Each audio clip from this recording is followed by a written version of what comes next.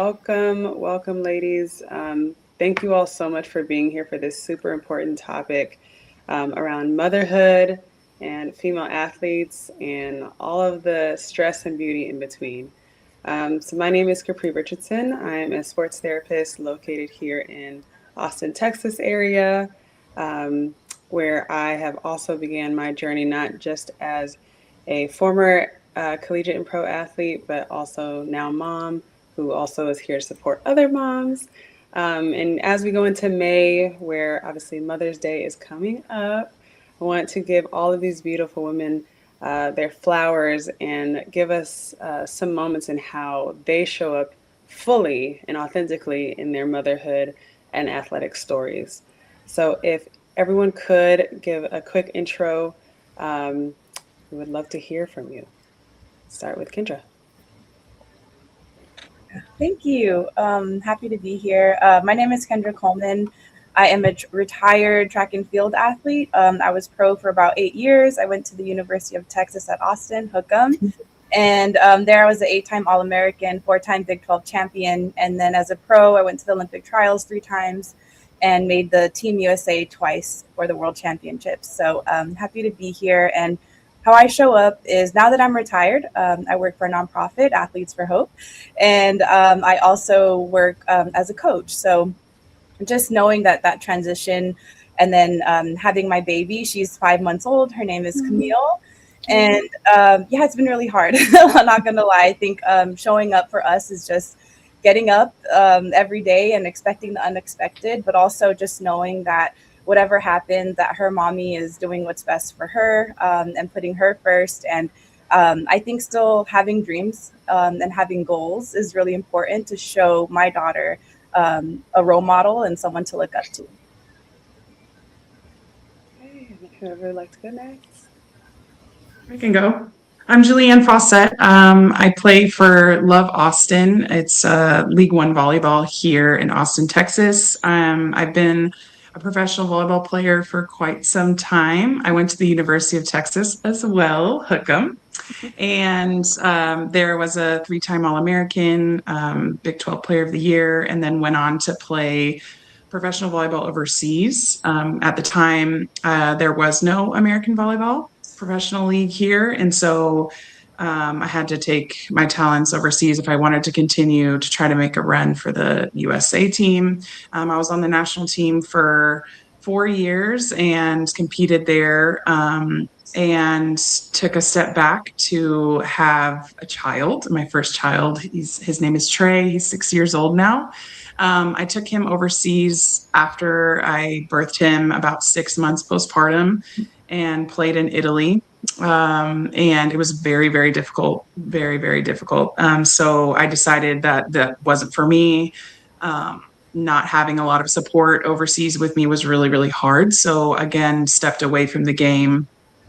And decided to coach, which has been an honor and a blessing, and thought that was kind of the end of the road for my career.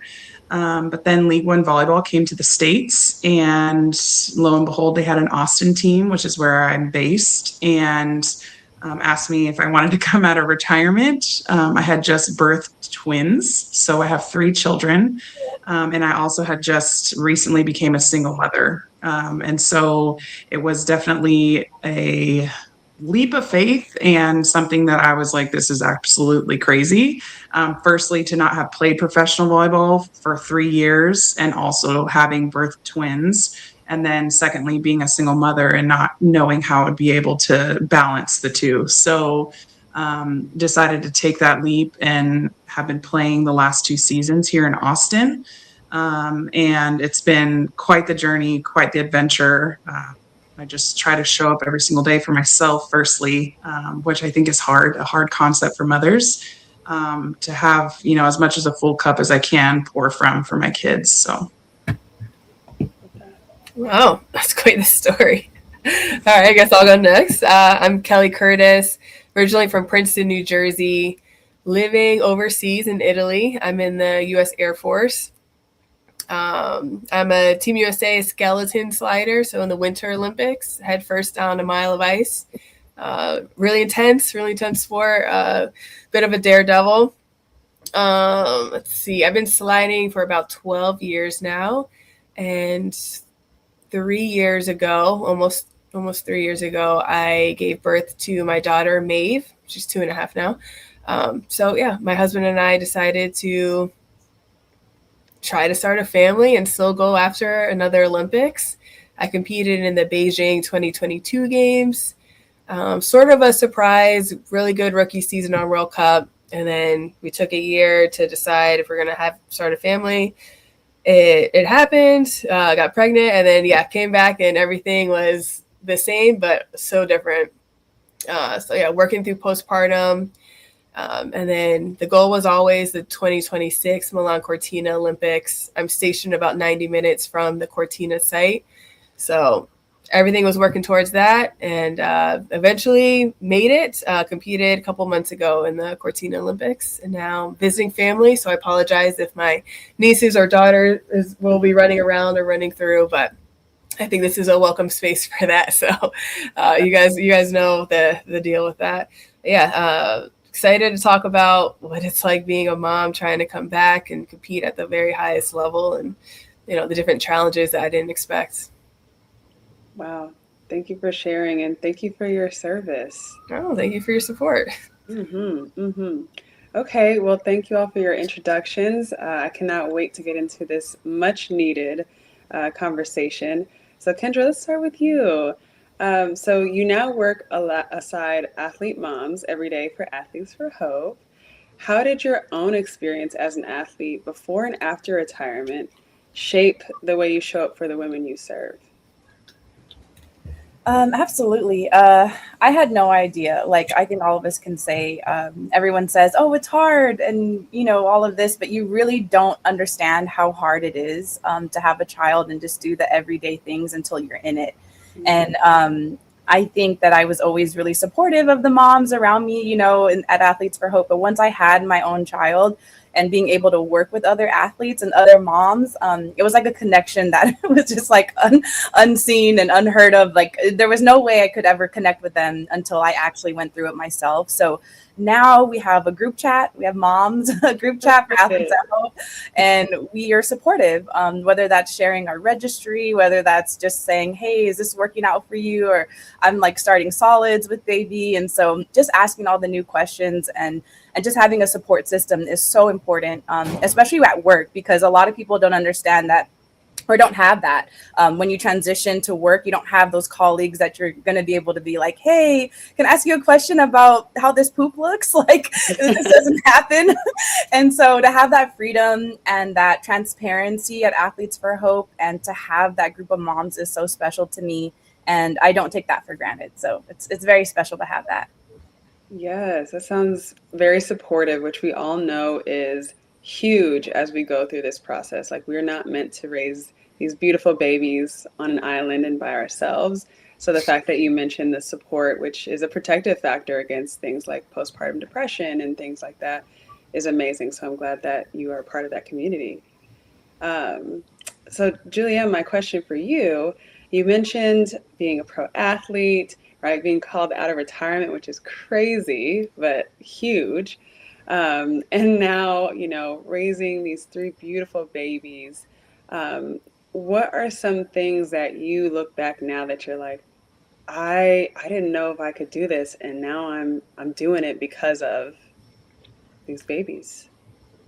Yeah, I never saw myself playing with children. I feel like I'm a very type A person, so I planned out my life from A to Z and always saw myself playing professionally for a while and making an Olympic team and then retiring and having children and staying at home with them and raising them. And obviously that is not the case and not what happened. And so kind of to see where I've ended up and just the journey that I've been on, I've realized, even with all that plan, nothing ever ends up exactly how you think it is. And that's the way it is when you have children. So I feel like I've just leaned into that and I've realized that that's just part of my story, and I'm able to teach my kids flexibility and resilience through that as I'm walking in it. And so, there's days where I feel like this is too much, but I know that I'm showing my kids what hard work and discipline can look like. And I know that I'm giving them the opportunity to see that things don't always work out the way that you have planned or thought. And that's okay. You don't give up on yourself.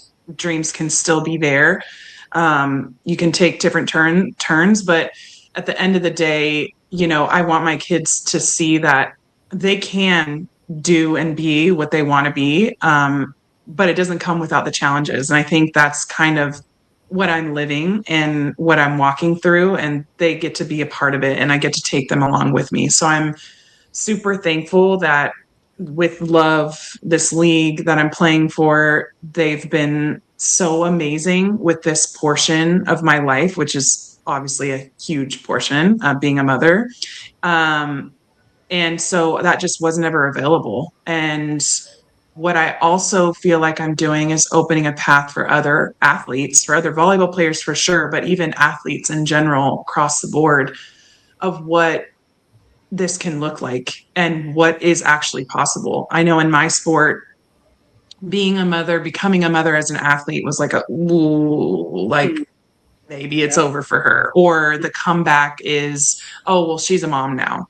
And that's just kind of the general talk across the board in my sport, or it was. And so now to have volleyball on USA soil, and also to be able to do this, it's really showing what's possible, and that the narrative is, it's celebrated, it's not taboo anymore.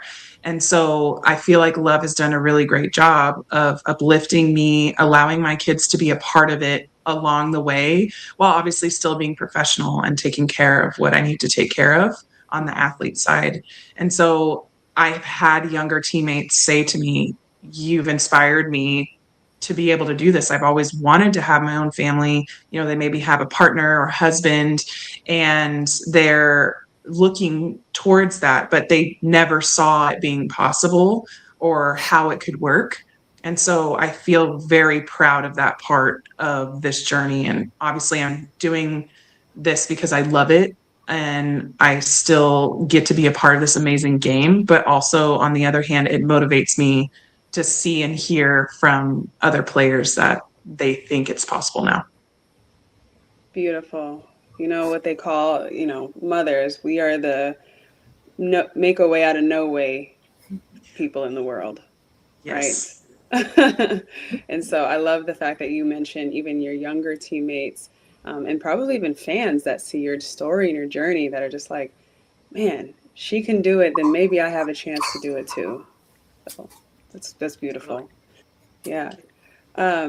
Kelly, for you, you mentioned being a service member, and then also serving our country in another way, right? Representing our country in USA Skeleton. And that sport is no joke. Like you mentioned before, like daredevil type stuff, right? Right. And so now that you have gone from these extremes of like sacrificing mind, body, soul for a greater good, now that your daughter is here, what type of thoughts go through your mind now? Definitely different. I think my postpartum year was challenging in more of a mental domain than, yes, physically I did have to come back. I got back to sliding 3 months postpartum. And my only goal it was only like 2 months of sliding. My only goal for that season was to not pee my pants. So it's just like pelvic floor therapy. Yes. I talked with my head coach about it, and I'm like, this is my only goal. So that I was the most nervous before my first slide postpartum than any Olympic qualification event, like any race. I was most nervous for that because I'm like, all right, well, I either did the work for pelvic floor therapy or it didn't, and I'm going to find out right away. We don't have any breaks for sliding, so right away. And thankfully, I relied on a good system of pelvic floor therapists that got me back to being able to control my everything. So when I got back to sliding, I didn't have to worry about that. Yeah, things, the risk assessment, risk management changed in my view. And it showed up the following year. So thankfully, I'm in a sport where the women coming back from maternity leave have a bye onto the World Cup stage. So I had my spot for the entire year. If I didn't have that spot, I would have been taken out of the World Cup after the first half, because my first half races were challenging, to say the least. There was one race in Korea where you're talking about risk management. I decided to take what should have been a safer line about midway through the race in corner 7, set me up late into corner 8, and I ended up almost falling off my sled. And I'm thinking the whole time, like, okay, I should have went with the riskier line in corner 7. I don't know why I didn't. And it just brought me back to like, okay, well, I had to be there for Maeve. Maeve was physically out there. And yeah, I just couldn't bring myself to take a riskier line in that way, which turned out to be a greater risk. So I had to rely on, thankfully we have a few moms on tour, so I could also rely on them, although they do bobsled, so it's a different type of mentality. Like, they have a sled that hits a wall. If they hit a wall, my body will hit the wall if I hit the wall. So it's a little bit different. Like, I have to physically relax into the sled. And so I talked to another mom who had recently retired from skeleton. And yeah, I think we've talked to therapists as well, just being able to make sure everything else around me was okay. And you know, with Maeve's welfare, like physical welfare is like making sure she's physically with a person that could take care of her if something were to happen to me.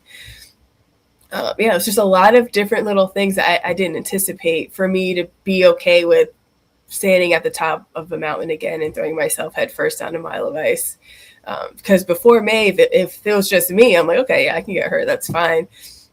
You know, I know that I can come back from anything. But yeah, once Maeve entered the equation, then every decision just got a little bit heavier. So it took that full season to really feel like I'm getting back into competitive sliding again. I was going through the motions a bit, and it's a sport where it's kind of dangerous to do that. So it took me a little bit longer to get back into it than anticipated and than I'd wanted. But once I got back into the groove, similar to what you were saying about, you know, your teammates being inspired by the motherhood journey, I've had competitors come up to me being like, thank you so much for showing us the way, and thank you for showing us that it is possible, and we love seeing your daughter on tour. And yeah, it's small moments like that where you're just like, okay, let's just stay the course.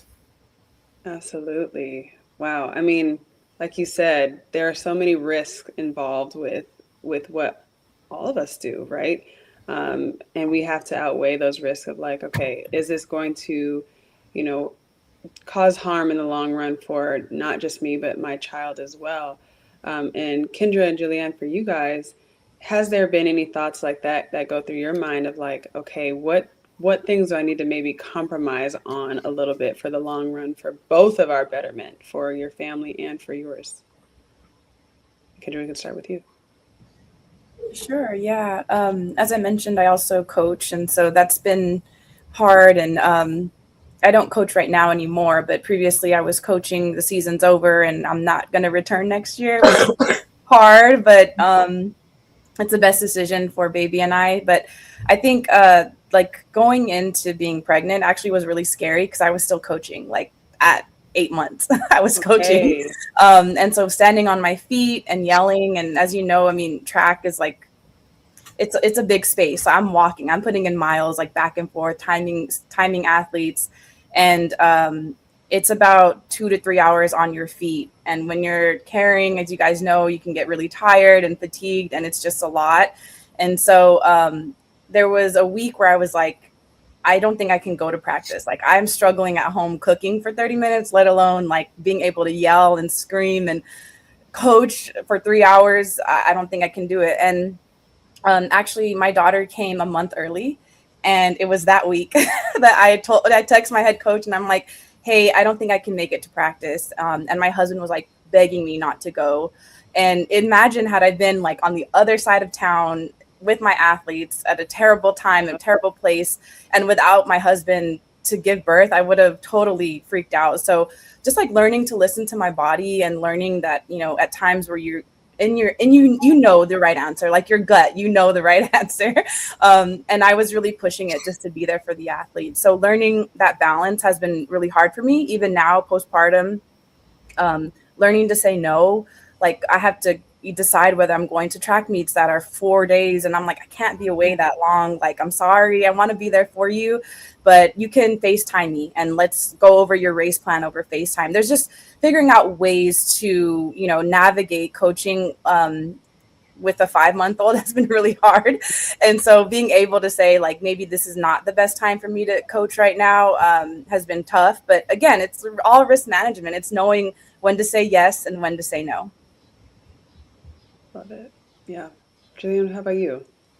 Yeah, I think, you know, when I think about how I'm able to be an athlete and a mother, there's sacrifice on both ends. And I think that's the struggle that we all are going to have to deal with when we're doing this, is like, am I forfeiting recovery and time, you know, in the training room and extra time that I know I truly need because I need to be at home with my kids or someone's sick and I've got to run right after practice instead of staying to ice bath or staying to, you know, get rubbed down or whatever it is. So I see that in my daily, you know, sacrifices where I'm maybe not getting as much sleep. And for me, you know, the things that I know I can control to the best of my ability for recovery is sleep and drinking water and my nutrition. You know, sometimes I'm not going to be able to get to the other things. But sometimes that sleep gets sacrificed too. If I have a sick kiddo in the middle of the night and I'm the only adult in the house, because as a single mom, that's what happens.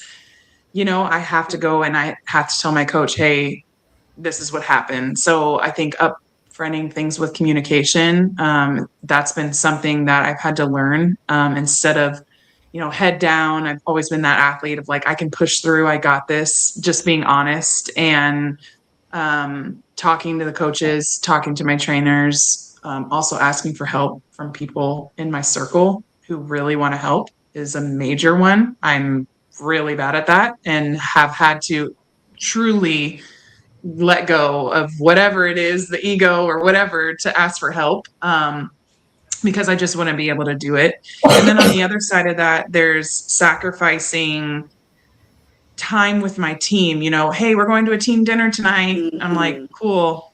I'm not going to get childcare because my mom just watched the kids for 4 days this past weekend when we were traveling. And I really can't afford another night away from them, not putting them to bed and reading them a story. And, you know, my presence it matters. So I think just knowing that there's sacrifice and accepting it, I've been really kind of, that word has been my word of the year. It's just like acceptance of, okay, this is going to have to be let go on this side. And then on the other side of it, obviously I'm a professional athlete and I am contracted to be a professional athlete. So I have to show up in a way to fulfill my duties and my job. And so there's sacrifice of, obviously we have a 5-day trip and this is what it is. And I have to be away and lots of FaceTime, lots of tears, lots of, I miss mommy. And I'm mostly the one crying on the road, honestly. When my kids get to be with grandma and, you know, eat whatever, do whatever, and have the best time. They're excited, but so there's sacrifice on that side too, and being away from them and, you know, having to kind of deal with that. But the best part I think about it all is that it's a sport and it's, you know, you win, you lose, and you come home and your kids don't really care. And that allows me to let go of whatever was happening in the match or whatever my stats look like or however bad my day was at practice. It does not matter because when I get home, my kids are running rampant and excited to hang out with mommy and want to jump on the trampoline and want to do all these things. And I'm cooking dinner and I'm doing all of the mom things. And so it allows me to truly be present wherever I'm at. Yes, beautiful. And that sense of asking for help, right? Like as athletes, we don't do the best at that in the first place. So I it sounds like when motherhood kind of came around, it was like, if you don't ask for help, you are really going to pay for it. So I am glad that you touched on that part. And I think we're all recovering in that sense of like, you can ask for help. It doesn't make you weaker. It's okay. I wanted to go back to something, Kelly, you mentioned earlier about pelvic floor therapy. Who all has done that throughout their journey of recovery? Yes, it is something I don't think a lot of people discuss of how you have to get your body back, not just in shape to do your sport, but just to function as a woman and as a human. So I want to ask all of you a question about what was the either strength and conditioning or physical therapy um, phase of your pregnancy versus postpartum. What did that look like for each of you? I would love to hear and give insights on what you worked on and what that looked like. We can start with you, Kelly. Yeah, sure. So I was pretty active, obviously, before the pregnancy. During the pregnancy, first trimester pretty much knocked me on my butt. I was so tired. And then I had some cravings of like just French fries and cereal. And I think because of, everything happening first trimester, I didn't work out all that much. I walked when I could. I did a little bit of group classes. There were like mommy and me classes on base. So I worked out with the other military moms, which was fun. But I didn't really push myself. Second trimester was when I got the energy back. I got the glow. I started working out a lot more. I was lifting heavier, but still, a percentage of what I did, before pregnancy. And then third trimester, I pretty much just coasted through, like kind of the same tempo as second trimester. I was in the weight room doing just like dumbbell stuff. I think the week of delivery.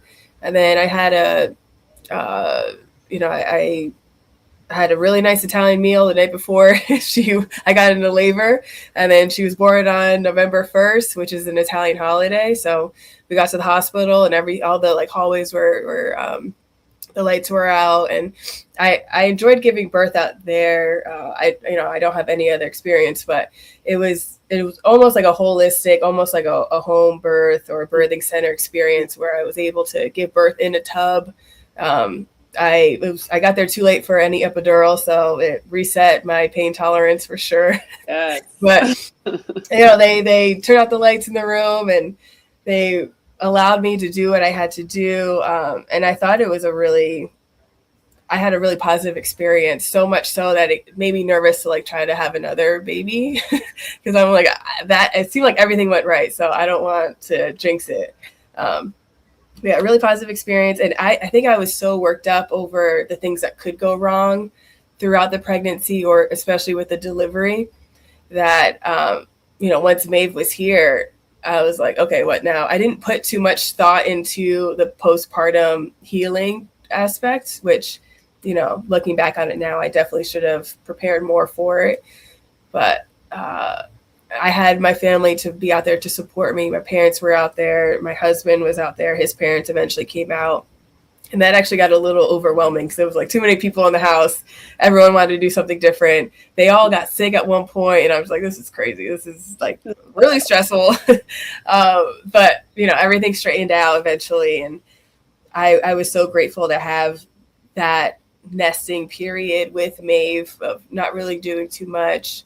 Eventually got back into postpartum pelvic floor therapy at first, just like learning how to breathe again, learning how to walk again, learning, the correct posture with everything with a newborn. And one of my teammates recommended a pelvic floor therapist that I could work with remotely. And I think I started working with her about 5 weeks postpartum. And it was really remedial breathing, walking. We eventually got into some core stuff. And then, she got me back to sliding 6 weeks after that. So she worked magic. But it was just a very humbling experience of like being at the top of your game, getting knocked all the way down and then rebuilding, and then having the period of grace that, you know, thankfully my mom was like chirping in my ear the whole time about like, you got to give your body grace. You've never done this before. You brought a new life into this world. This is new. You're allowed to struggle. You're allowed to rest. You're allowed to recover, and you're allowed to build back up. So I'm so grateful for that time period. And yeah, like I said before, it took me a lot longer to get back into the mental part. My first year back postpartum for the competitive year, I was pushing, like that race in Korea. I pushed my best. I pushed a PR there. I was pushing the same I pushed before May, sometimes even faster. So physically, I got back relatively quickly, but it's the sliding aspect that took so long to recover. So yeah, it was to answer your question more specifically, it was a virtual consultation with pelvic floor therapy. And then I also had somebody on base at Aviano that made sure everything was where it needed to be physically there. So I received help from, you know, a whole community, virtual and in person. I love that. Yeah. It's definitely helpful to like take care of the things that we don't think about or aren't discussed enough. But we know if we don't take care of them, that's when accidents happen and, you know, further injuries, and we don't give ourselves that time to recoup. So I'm glad your mom was able to impart her mom wisdom onto you as well. Yeah, Julianne, how about you? So both of my pregnancies, I was not thinking I was playing again. My first pregnancy, I had already stepped away from volleyball for about a year and a half before getting pregnant. And so I had sort of been in like normal life routine. I was doing a lot of yoga and like wasn't really in the weight room. So my shape was not volleyball shape before getting pregnant with my first Trey. And I'd had him the day that COVID shut down everything here in America. And so had been laid off from my job and was just, you know, postpartum with a newborn, and got a call from my agent who was like, hey, there's a team in Italy who really needs an opposite. And I was like, Marco, I just gave birth. Like, and I haven't played volleyball. He's like, I know, but I heard through the grapevine that maybe you'd be interested. I was like, that was literally a joke between me and my best friend.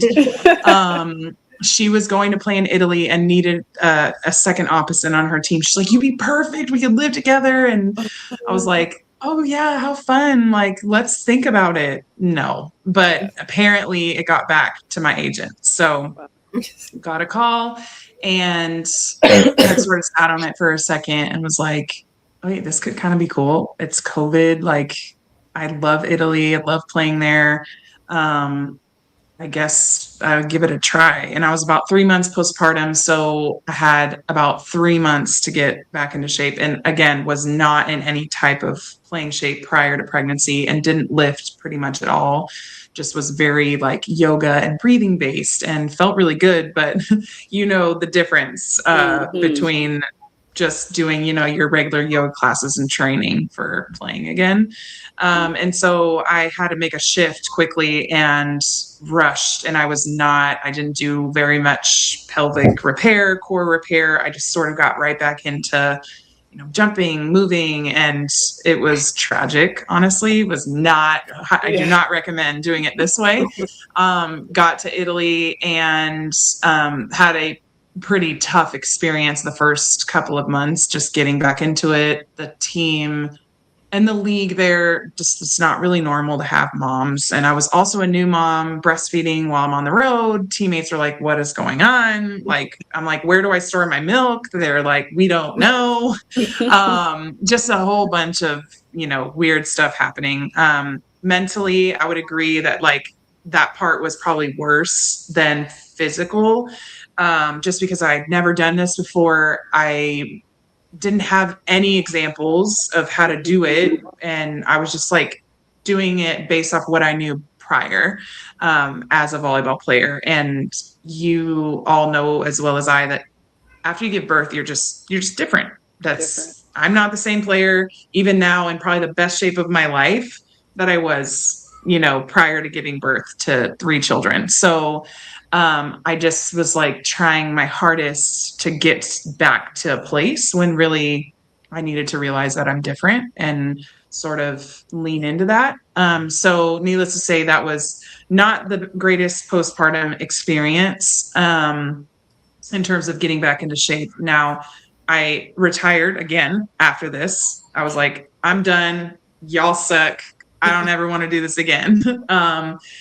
Got pregnant with twins very unexpectedly, was going through a divorce. It was not good. And I ended up giving birth to twins, very healthy, great pregnancy. Now, during this pregnancy, again, did not know I was going to play, but I was like, you know what? I want to feel good.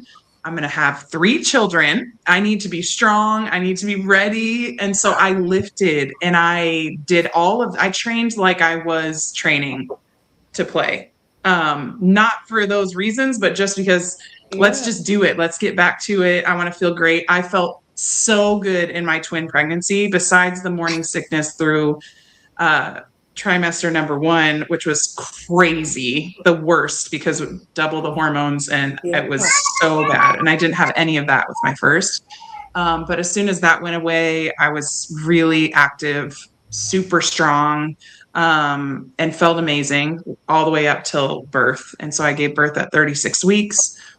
About 3 months postpartum, I got back into the gym and was like repairing my core. My trainer and I, that I've been working with him since college. He's amazing, has worked with mothers before. So it was sort of natural for me to just get right back in the gym with him. And we really focus on core. We focus on core and just repairing everything, because with twins, the expansion, and my twins were very big, by the way. So, a lot of moving parts around inside that had to get rebuilt up. And we did some pelvic floor exercises and lots of breathing, lots of core. And then 4 months postpartum, that was when I was asked to play. And I had a year to get ready for a preseason. So I was like, okay, this is great. Different. I'm not re-experiencing my first time where it was rushed. I took all the time in the world to get back to a place where I felt really, really good physically. And then mentally, for the second time around, I'm like, I've done this before. I did meet with a sports psych, and really what she gave me was, you've done this before. You're confident. You know what to expect. You're not a first-time mom coming back into playing. You're doing this for a second time. And so lean into that. And that was something that I was just like, I took with me. And my only goal for season 1 was to not be the worst player in the gym and mess up the drills. I was like, I'm going to just be an amazing teammate, and I'm going to work really hard, and I'm just not going to mess up the drills. And preseason comes and I'm like, okay, wait, I'm feeling pretty good. And the first month I was like, whoa, I need some work, because the volleyball part wasn't all the way there. But as I got comfortable and it's like riding a bike, touching a ball, I really just felt more and more confident. I was like, okay, maybe I can sub in a little bit. And it became this thing where I was like, no, I can actually play. And I remember it was the second match of the season, and I hadn't started the night before. We had a back-to-back, so I was next up to start, and I did not know that I was going to start. My coach is like, Julianne, you're starting tonight. I'm like, what? Are you serious? Call my mom. I'm so nervous. I have not played a real live pro game in 3.5 years. This is crazy. Ended up winning the match and getting player of the match. And it was this super surreal moment where I was like, okay, I can do this. This is actually possible. And from then on, I just kind of was super confident. And I thought of myself as not the player I was before. I think I want to stress that to anyone watching who is trying to come back. You're not the same player that you were before after you give birth. You're different and you're better, because you've gone through more than anyone else around you, probably, unless there's another mom on your team. And you're the durability, the resilience that is innate to a mother, the balance that we just innately have, the ability to manage is unmatched. And so you're better for it. You're different, but you're better. So trying to be the same player you were before is not the route. It's definitely about leaning into the strengths and the new strengths you have. And maybe for me, coming back, I was 35 years old, which is like, girl, you should be done. But it's, that's also okay too. Like I may not jump as high as I used to, but I've got the eyesight, the vision that, 25-year-old over here doesn't have. And she can jump, but that's okay. I got a lot of other skills too. And the calmness in a moment of pressure that is there is like, I've done way harder things. Yes. Way harder things at home in my life than playing a volleyball match. So I try to just kind of, that mental side of it is where I go to. Sorry, that was very long-winded, but yeah. No, that was great. I think you spoke to, right, the strengths work that we have to do because we feel like we're in this moment of immense vulnerability and maybe even weakness, especially physically, right? And so being able to, gear ourselves up mentally to be like, no, I'm at this new bottom because I'm being ready to rise into the new version of myself and accepting that identity of all of the beautiful flavors and colors that means. And then speaking to like this sense of, this sense of like new outlook and overview that we have now that we're moms, like we're juggling a lot. Like, our kids are probably somewhere that we are like, okay, I can shut my brain off or low key kind of have it attuned to what they're doing in the background or at school or whatever, but still being present here. Like our awareness has just increased. And that's a superpower, right? And so being able to lean into that is huge. And then lastly, I love that you spoke on, the sense of rejection that you felt going through your volleyball journey. First off, it sounds like volleyball is not letting you go. It needs you. There's a reason you keep getting calls. So true. It's so true. Keep getting calls. Y'all let me live. So I think that just speaks to like the resilience that you had throughout this entire journey, and to be like, you know what, I've gone through some pretty tough things. And that woman who shows up in the room when we all gave labor, man, whoever she is, high five, pat on the back, round of applause. Like that woman that we all have inside of us really shows us who we are and can get us through anything. So thank you for speaking on that. Yeah. Kendra, how about you? Your recovery journey? I know you mentioned maybe not going the pelvic floor route, but like, what was that like for you? Yeah, it's still happening. It's still ongoing. So I gave birth a month early, but no time in the NICU, thank God. So it was just like we were home really quick 3 days later. And during my pregnancy, I have a condition, so I was not able to work out. I wasn't able to run, which broke my heart. But I couldn't. And so I did other things like lifting weights, no larger than 10 pounds. So it was really hard because I just literally came off my season. I ran a marathon, which was really hard. And then like I got pregnant. I'm like, why am I keep doing hard things over and over again? So I don't even know what my body was post-retirement. I don't know what that is. So I immediately got pregnant, and then I couldn't work out. So I gained a lot of weight, which was fine, but I stayed like in a normal range. I was very close to having preeclampsia. So that was part of the reason why I gave birth early. I had really high blood pressure. So there was a lot of just health issues throughout the pregnancy. And then when I gave birth a month early, the doctors were really nervous, but thank God everything was fine. So then now, postpartum, honestly, I haven't even thought about what my body should look like or what it is, because this is like a whole new version of Kendra. I don't know what my weight is.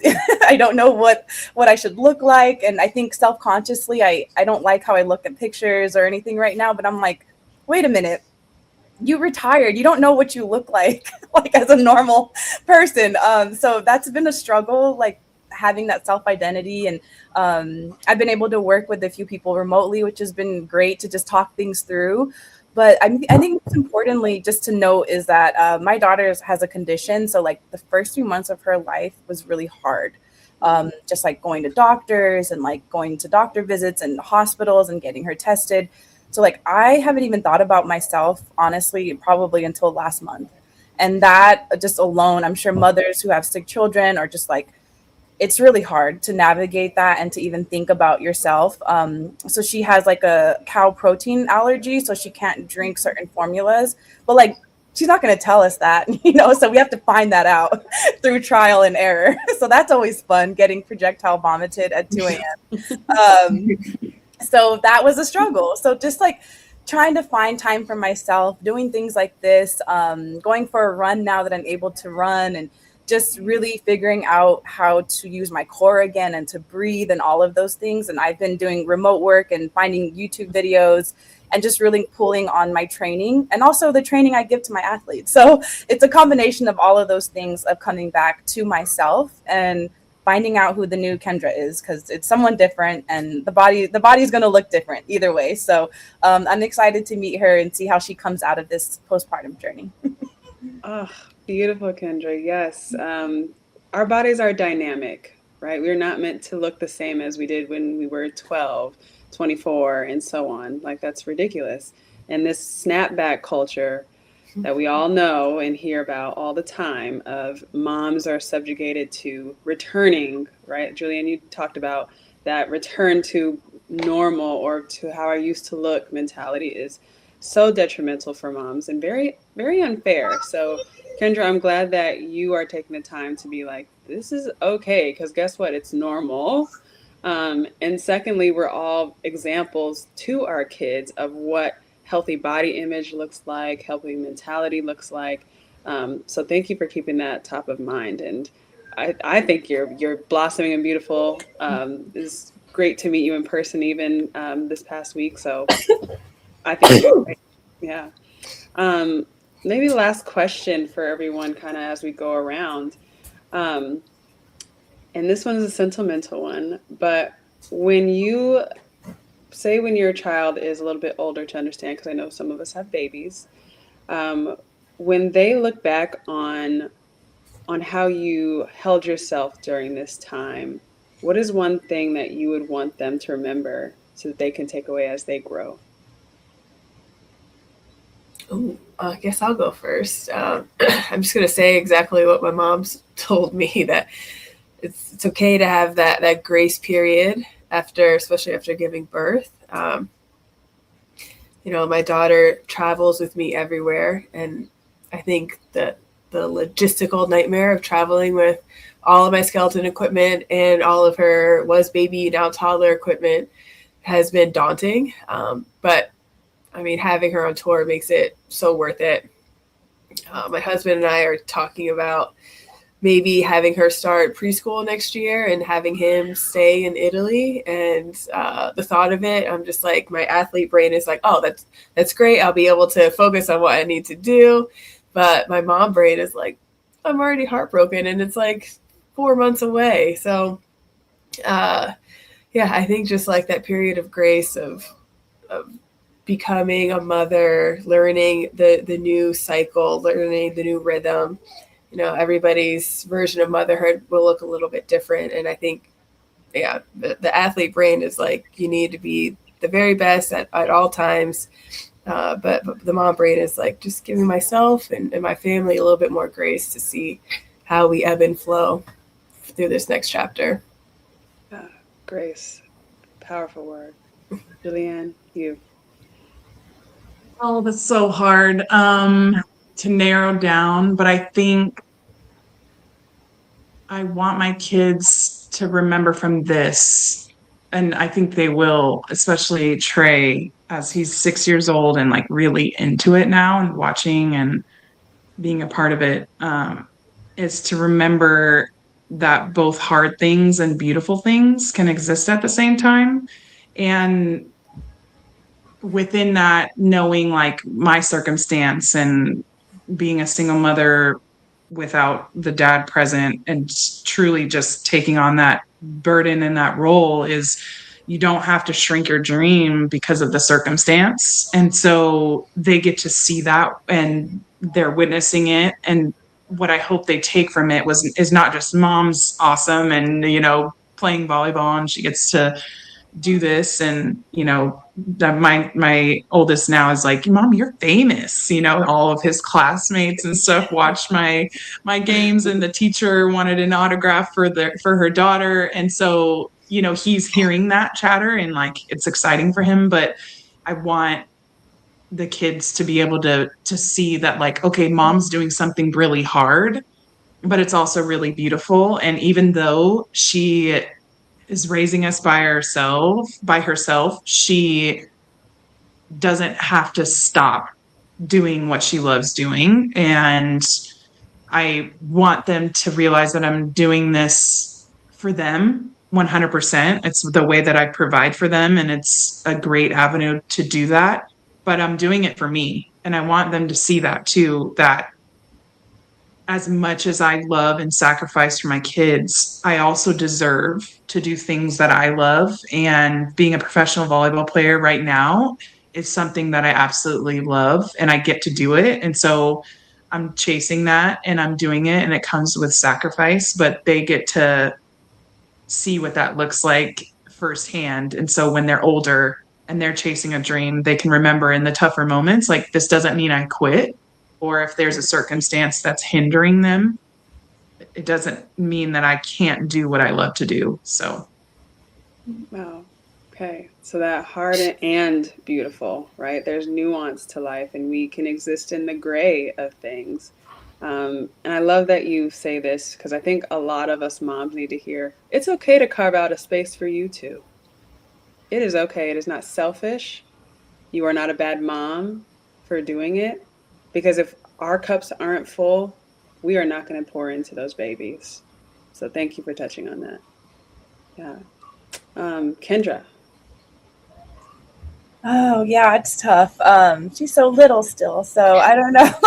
We're just in the journey together, but honestly, I think just knowing that I'm still working, like Julianne said, I love what I do at Athletes for Hope. I get to work with elite professional Olympic athletes all day long. I feel like I'm working with friends, and I'm still in the sport. I'm still heavily involved with USA Track and Field, and so just in a different light, right? I'm not an athlete anymore, but I'm a different version of Kendra. And so being able to show her that it's okay to change, it's okay to evolve, it's okay to be new and different, and just really touch all your passions. I hope that Camille gets to do everything. I want her to do soccer, dance, theater. I want her to experience life. I want her to travel all over the world.